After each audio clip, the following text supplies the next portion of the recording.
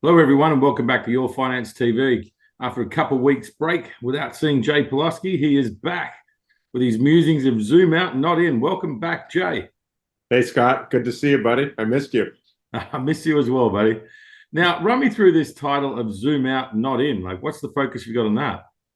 Well, you want to focus on the big picture, right? Not on one individual little item. And the title came to me. I happened to have the opportunity to be on Bloomberg this morning at the ripe old hour of 6 a.m. and it struck me, of course, that the focus is on the jobs report, right? So that was like, okay, we're all going to focus, glom in on this one number and, beat it to death. And my point is that, we want to zoom out, not in, because the one data point tends to be replaced with another data point. It will be revised, it will be updated, and it will be forgotten about. And so we want to focus, we want to be big picture and, put all the sloppy market action in. And this week's clearly been a down week for risk assets, a great week for bonds, pretty lousy week for commodities. But we need to put that in context, right? So just to start with the markets and give you an example, markets had a strong August, notwithstanding the beginning of the month with the jobs report last month, which set off the unwind of the yen carry trade and all the rest of that. Markets ended up in August, right? The equal weight S&P hit a new all-time high at the end of August. 47% of ACWI's markets hit new 52-week highs in August. Cyclicals broke out to the upside.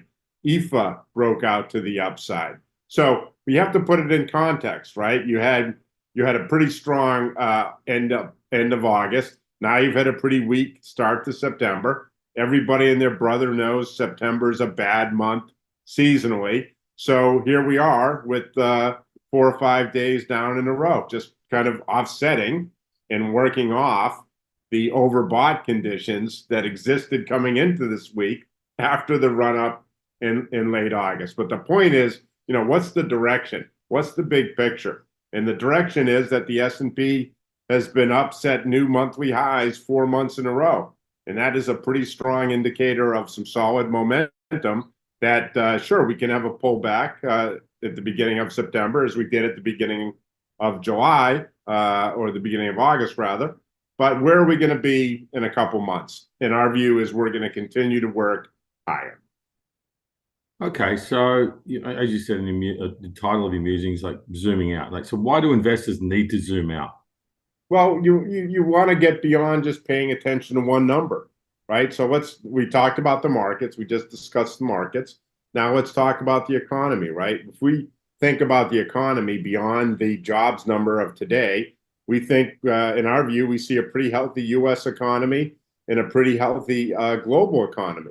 And you look at fully employed labor forces, you look at real income gains, and that was reiterated today in today's jobs number. Real average hourly earnings versus inflation continue to be up, so real income gains.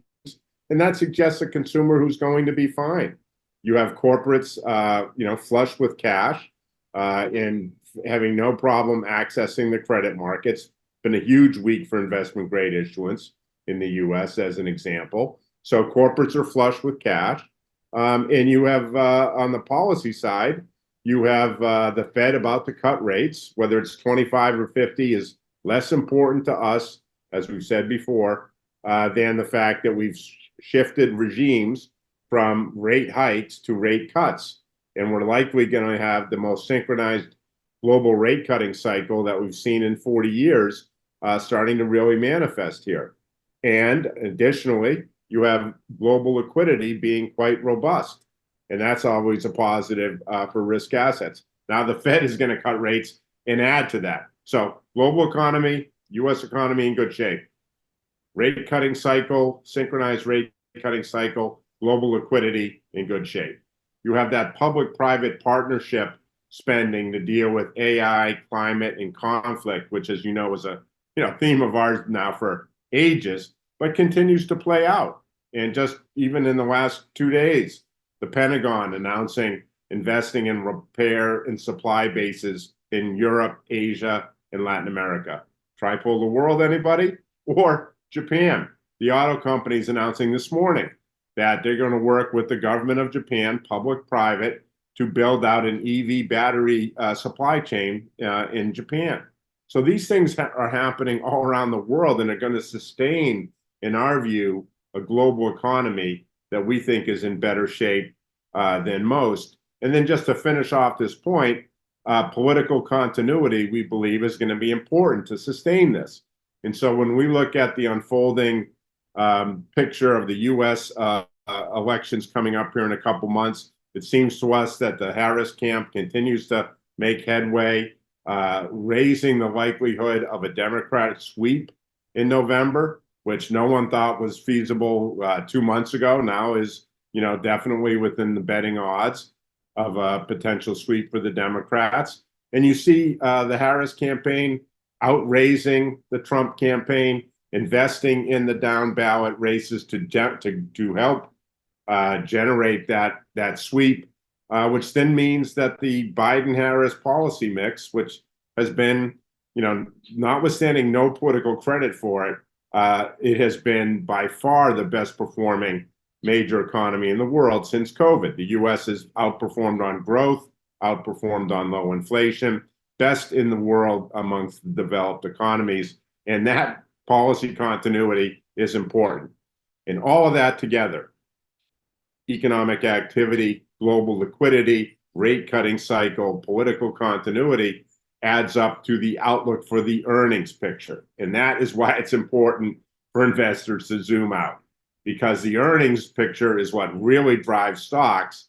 And let's remind ourselves that not only was Q2 better than expected, not just in the US, but also in Europe and in Japan, but the 12-month forward earnings estimates. So analysts, as they look forward, like the market looking forward, what are they seeing? They're seeing companies likely to make more money than they thought a month or 2 months ago. So in other words, that 12-month earnings outlook number continues to rise in the US, in Europe, and in the Asia Pacific.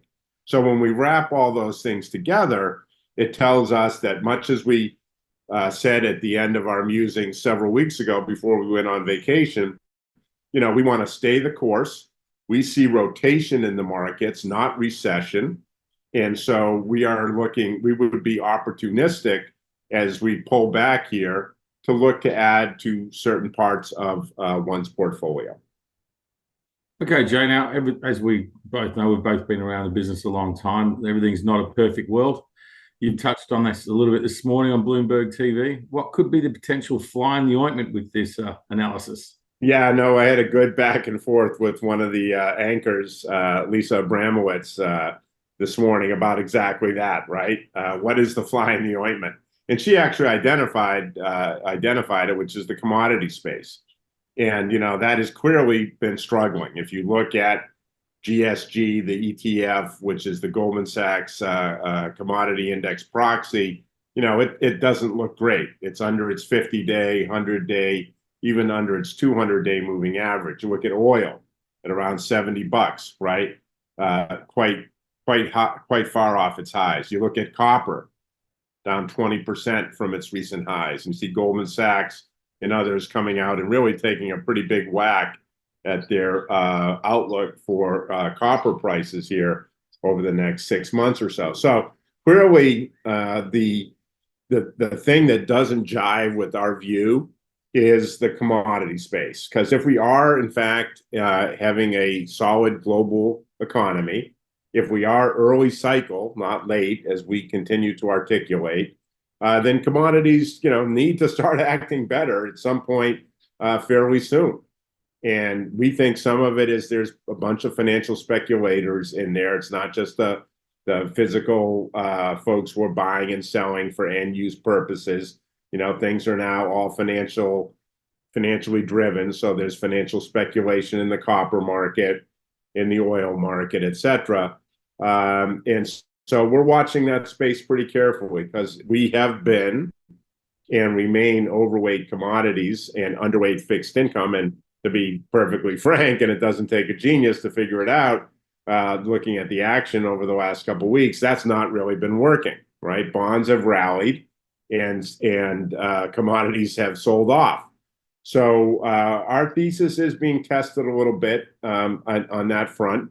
And again, as we know, again, you said we've been in the business a long time.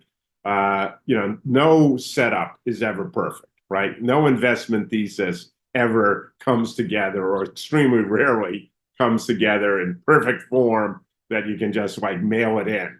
And so to us, we're looking at a situation where we think the commodity space is going to be okay.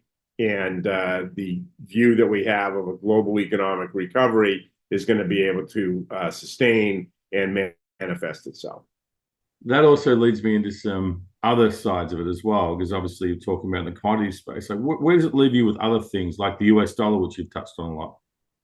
Yeah, the dollar is interesting because the dollar could be one of those things that gives the commodity space a little bit of a lift.